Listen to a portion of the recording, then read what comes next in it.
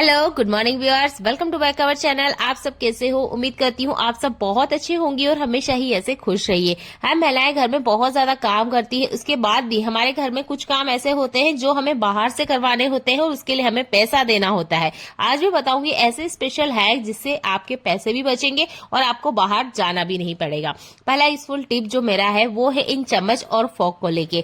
हम ये खाने में डेली लाइफ में यूज करते हैं। जब भी हमें कुछ खाना हो हम इन फॉर्क और चम्मच का यूज करते हैं। अच्छा, अगर ये ठीक से क्लीन नहीं हो तो क्या होगा? हमारी हेल्थ को नुकसान होगा। तो आज मैं इसको क्लीन करने का आपको बहुत अच्छा तरीका बता रही हूँ और इस तरीके को आपको हर 20 दिन के बाद करना है, क्योंकि ये जो चम्मच होती है ना, डायरेक्ट हमारे खाने में टच होके हम इससे खाना कंज्यूम करते हैं, जिससे हमारे अंदर किसी भी तरह का बैक्टीरिया जा सकता है। इसमें धूल मिट्टी आ जाती है अगर इसे हम लॉन्ग टाइम तक रखे रखते हैं और जब हमें यूज करना हो डायरेक्ट इसे यूज कर लेते हैं। तो आपने ऐसा नहीं करना है। आपने हर 15 या 20 दिन के गैप में एक तपेली में या एक बर्तन में आपने पानी लेना है और यहाँ पे लेना है मीठा सोडा। अच्छा, अगर आपके पास ज्यादा चम्मच है तो आप ज्यादा मीठा सोडा यहाँ ले सकते हैं। मेरे पास 15 से 18 के बीच में ही चम्मच है, तो मैंने सिर्फ 1 चम्मच ही मीठा सोडा इसमें ऐड किया है। इसमें आपको एक बॉयल लेकर आना है। इसके बाद में जो मैं आपको बता रही हूँ वो आपने काम करना है। यहाँ पर हमें चाहिए होगा फॉइल पेपर। हर घर में ये चीज अवेलेबल होती है। अगर नहीं है तो जो भी खाना आपके यहाँ बाहर से आता है उसके साथ फॉइल पेपर जरूर आता है। यूज किए हुए फॉइल पेपर को भी कचरा समझ के बिल्कुल ना फेंके, वो इस तरीके से काम आ सकता है और इससे हमारे क्लीनिंग के काम आसान हो जाते हैं। तो उबलते हुए पानी में हमने इसे डाल देना है। इन दोनों का जो रिएक्शन है ये आपकी चम्मचों के ऊपर जितना भी बैक्टीरिया है उसको तो हटाएगा ही हटाएगा। इसके अंदर जो शाइन आएगी वो देखने लायक होगी, क्योंकि चम्मच जब हम लॉन्ग टाइम तक यूज करते हैं तो इनकी शाइन खत्म हो जाती है, क्योंकि हम इसे बार बार क्लीन करते हैं, डेली लाइफ में यूज होने वाली चीजें हैं। तो इसकी शाइन लाने के लिए भी एल्यूमिनियम फॉइल पेपर का यूज किया जाता है। लगभग आपने 5 मिनट के लिए इसे इसमें रहने देना है। और ये है मसालेदाने की चम्मच। इसका भी कलर डाउन हो जाता है, पीले कलर के दाग आ जाते हैं, जिसे क्लीन करना आसान नहीं होता है। तो 5 मिनट के लिए आपने इसे मीडियम फ्लेम पे अच्छे से बॉईल कर लेना है। इसके बाद में गैस को बंद कर दीजिए। पानी को अच्छा सा रूम टेम्परेचर पे ठंडा होने दीजिए और नॉर्मल डिश वॉश से आप इसे क्लीन कर लीजिए। इसकी शाइन बहुत अच्छे से आ जाती है। मेरे पास यहाँ पर 2 स्टील की छलनियां भी है जो कि लॉन्ग टाइम से गंदी हो रखी थी, मैंने इन्हें भी इसमें डाल दिया है। तो स्टील के जो भी छोटे छोटे टूल है आपके पास, चम्मच वगैरह जो भी है, वो आप इस पानी में डाल सकते हैं और इससे इनकी चमक वापस आ जाती है।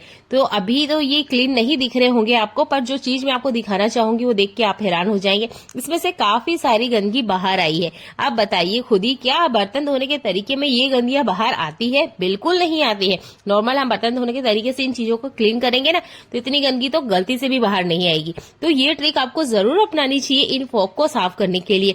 अगर हम इन्हें ठीक से क्लीन नहीं करते हैं तो ये हमारी सेहत को नुकसान पहुंचाते हैं। चलिए बढ़ते हैं आज के अगले यूजफुल हैक के लिए। जब भी हम बघार लगाते हैं तो जीरे का बघार जरूर लगाते हैं।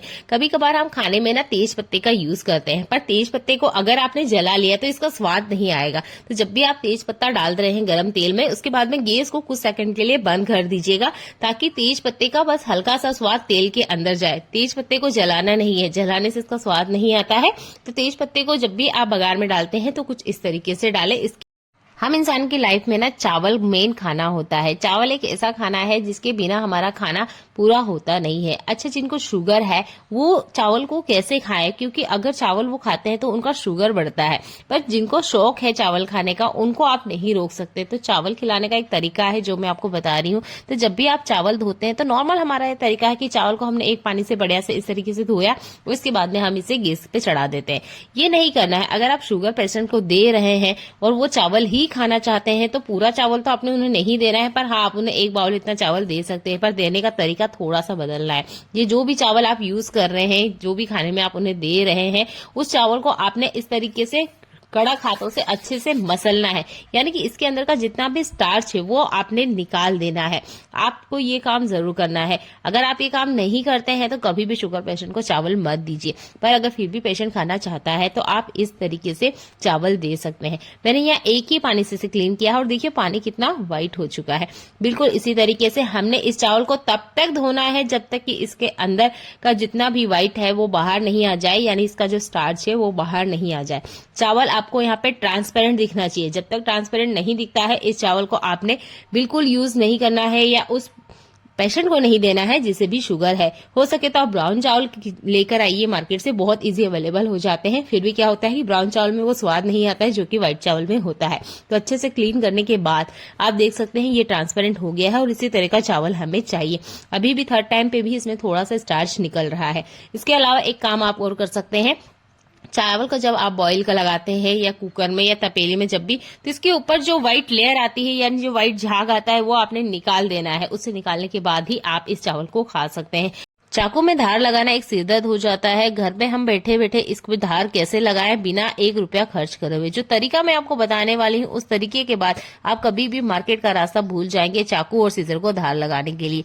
हमारे घर में क्लॉथ क्लिप जरूर होती है, बस इस क्लॉथ क्लिप का हमने यूज करना है। अच्छे से आप क्लॉथ क्लिप को देखेंगे तो आपने देखा होगा इस बीच में काफी ज्यादा गैप होती है। तो आप इस तरह का क्लॉथ क्लिप ले लीजिए और यहाँ पर डबल टेप की मदद से हमने इसके बीच में कुछ इस तरीके से लगा लेना है और इस डबल टेप का यूज करते हुए ही हम चाकू में धार लगाएंगे। तो देखिए अभी मैंने इसका कवर नहीं निकाला है, ये आपने नहीं निकालना है। यहाँ पर हमने एक काम और करना है, ये है सैंड पेपर। आपके घर में जरूर होगा। आपके घर में हार्डवेयर का सामान है तो उसमें एक बार देखिए, आपको ये पेपर आराम से मिल जाएगा। अगर नहीं है तो मार्केट से आप इसे एक बार लेके आइएगा, साल भर तक ये चलता है और बहुत बड़े टुकड़े की हमें जरूरत नहीं है। मात्र इन छोटे छोटे टुकड़े से ही ना हम अच्छे से बढ़िया से धार लगा लेंगे। तो डबल टेप को हल्के हाथों से हमने निकालना है और सैंड पेपर का जितना बड़ा टुकड़ा मैंने काटा है इतना ही बड़ा टुकड़ा आपने चाहिए और इसके बीच में कुछ इस तरीके से लगा लेना है, जैसे कि मैं आपको दिखा रही हूँ। बिल्कुल आपने ऐसे ही इसमें लगाना है। इसके बीच में अच्छे से लगाने के बाद आपने चाकू को इसके बीच में अटकाना है और कुछ इस तरीके से हल्के हल्के घुमाना है। आप देखिए इसके अगर ऊपर किसी तरह का जंग है तो वो तो निकलेगा ही, चाकू की जो धार है वो भी बढ़िया से हो जाएगी। छोटे से सैंड पेपर का ही कमाल है। धार बहुत ज्यादा तेज हो जाती है तो ज्यादा स्क्रब नहीं कीजिएगा, हल्का हल्का ही कीजिएगा और बीच में टच करके देखिएगा कुछ ज्यादा तेज धार ना हो जाए, क्योंकि सैंड पेपर पुराने से पुराने जंग को निकालने में काम करता है। और इस तरीके से अगर किसी भी तरह के दाग धब्बे भी है ना तो वो भी अच्छे से क्लीन हो जाते हैं। यहाँ पे सीजर का भी धार हो गया है, चाकू का भी धार हो गया है और अभी भी आप देख सकते हैं ये सैंड पेपर अच्छे से खत्म नहीं हुआ है, अभी भी इसका यूज किया जा सकता है। तो बचे हुए टुकड़े को मैं यूज करके आपको बता रही हूँ। तो आपकी जो कढ़ाई वगैरह होती है इसके हैंडल पे काफी ज्यादा गंदगी होती है, स्पेशली ये जो एल्यूमिनियम के रहते हैं। तो आपने क्या करना है, हल्के से इसके ऊपर घुमाना है। सालों ही पुरानी क्यों ना गंदगी जमा हो, सैंड पेपर की मदद से कुछ सेकंड में सबकी सब बाहर आ जाएगी। तो इस तरीके से भी बचे हुए टुकड़े का आप यूज ले सकते हैं, जरा सा भी वेस्ट में बिल्कुल नहीं जाएगा। तो इसे आप अपने घर में जरूर लेके आइए, ये बहुत ज्यादा काम आता है। पुराने से पुराने जंग को हटा देता है, पुराने से पुराने जो दाग धब्बे हैं एल्यूमिनियम के बर्तन पे उसको भी अच्छे से निकाल देता है।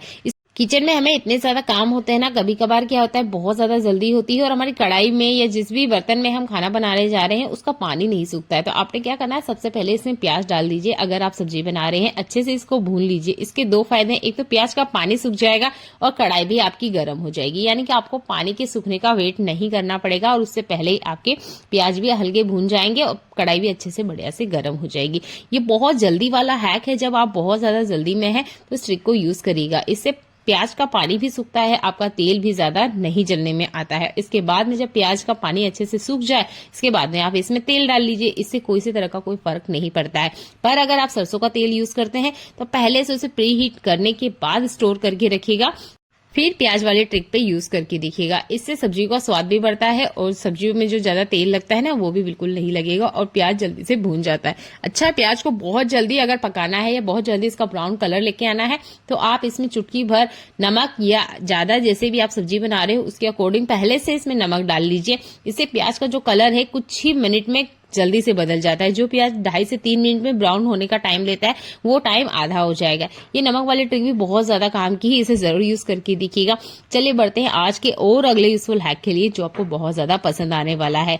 ये जो आलू होता है ना हमारे घर में जरूर होता है, जैसे कि अभी विंटर सीजन चल रहा है, आप देख रहे होंगे घर में जो आलू रखे हुए हैं ये कुछ इस तरीके से ना ग्रो करने लग गए हैं। तो आपने क्या करना है, इसके 2 टुकड़े कर लेना है और इसका मैं बहुत यूजफुल ट्रिक आपको बताने वाली हूँ। इसे हर कोई करना चाहेगा। तो आपके घर में गार्डन है, गमले हैं, तो इसे आप जरूर करके देखिएगा। इस तरह के आलू को नहीं खाया जाता है, गूगल पे भी आप सर्च करेंगे तो ये एक तरह का पॉइजन होता है। तो इस आलू को आपको बिल्कुल नहीं खाना है। आपके यहाँ पे जो भी गमले में मिट्टी है या गार्डन में है उसमें कुछ इस तरीके से इसे डाल दीजिएगा, सीधे डालना है आपने, ठीक है। इसकी जो आपको रूट्स दिख रहे हैं छोटे छोटे जो कि बाहर आ रहे हैं, इसको बाहर की तरफ करना है और कटे हुए हिस्से को हमने अंदर की तरफ करना है। तो एक आलू के मैंने 2 टुकड़े करे हैं और इस तरीके से मैं इसके अंदर डाल दे रही हूँ। अब आप कहेंगे इससे क्या होगा, इससे हमें घर में ही फ्री में आलू मिल जाएंगे। ये आलू वैसे भी खाने में नहीं आ रहा है और इस आलू को फेंके क्यों जब हम इसका यूज ले सकते हैं। अगले 2 महीने बाद में इसमें बढ़िया से आपको आलू मिल जाएंगे। यहाँ पे हफ्ते भर पहले इसी तरह के बहुत सारे मेरे पास आलू थे, इन्हें मैंने कुछ इस तरीके से लगा दिया गार्डन में और ये देखिए बढ़िया से इसकी लीफ आ गई है और ये मात्र 1.5 हफ्ते का ही प्लांट है, बहुत ज्यादा टाइम से नहीं है। और कुछ आलू मेरे पास रखे हुए उन्हें भी मैं इसी तरीके से लगा दूंगी। अगर आपके घर में भी इस तरह का आलू आपके हाथ लगता है या आपके किचन में रखा हुआ है तो गलती से भी मत फेंकिए। जब फ्री में आलू हमें मिल सकता है तो क्यों ना करें। बेकार पड़े हुए आलू का आप इस तरीके से यूज ले सकते हैं। बहुत ही कमाल का है कि जरूर कीजिएगा। मैं इसे करती रहती हूँ, जब भी मेरे पास फ्री टाइम होता है ना तो मैं गार्डनिंग जरूर करती हूँ और मुझे बहुत सारी सब्जियां घर पे ही मिल जाती है। चलिए मिलते हैं अगली ऐसी यूजफुल वीडियो में। देखने के लिए आपका बहुत सारा धन्यवाद।